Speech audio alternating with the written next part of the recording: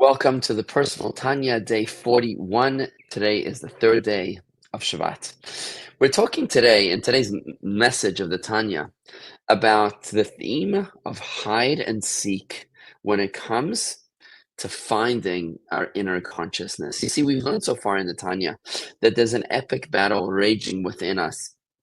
It's the battle between the godly soul and the animal soul. This battle between each and every one of us is not a battle between good and bad.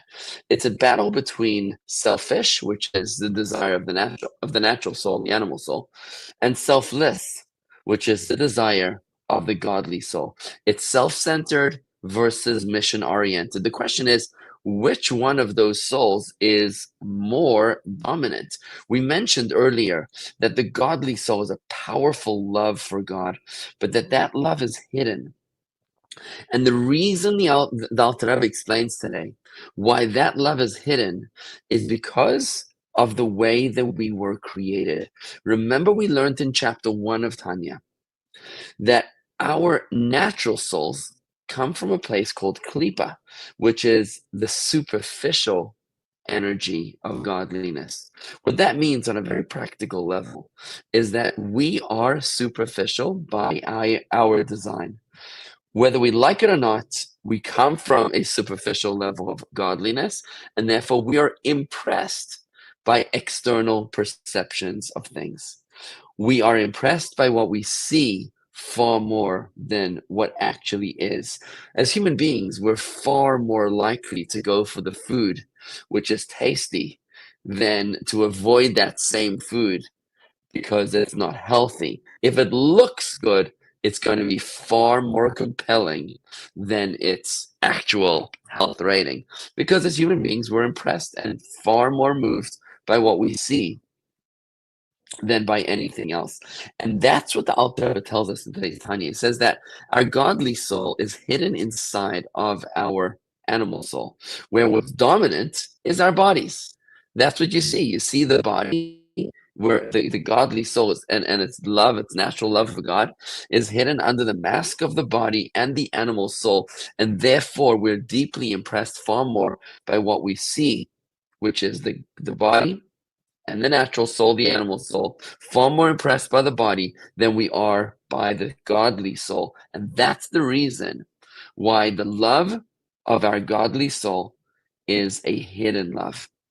The big question in our lives is whether we can see beyond what meets the eye.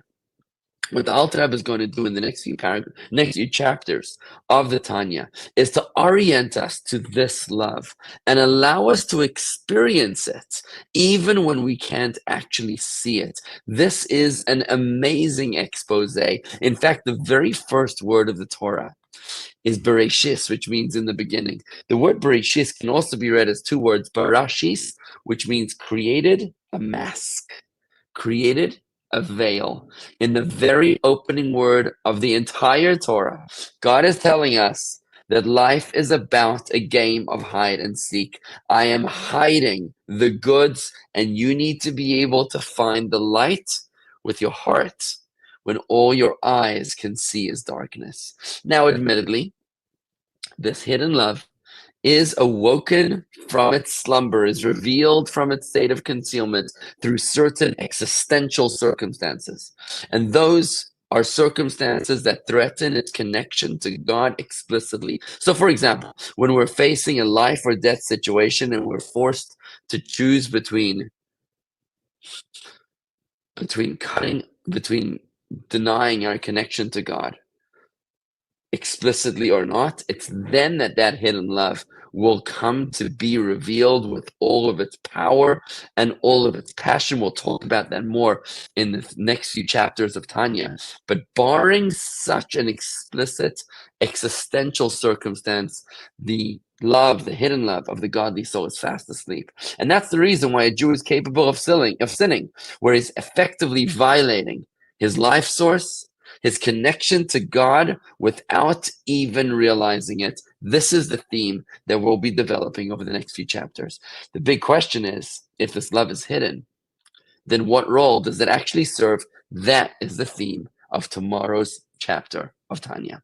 But for today, that's the wrap. Let's try to apply. You can do this.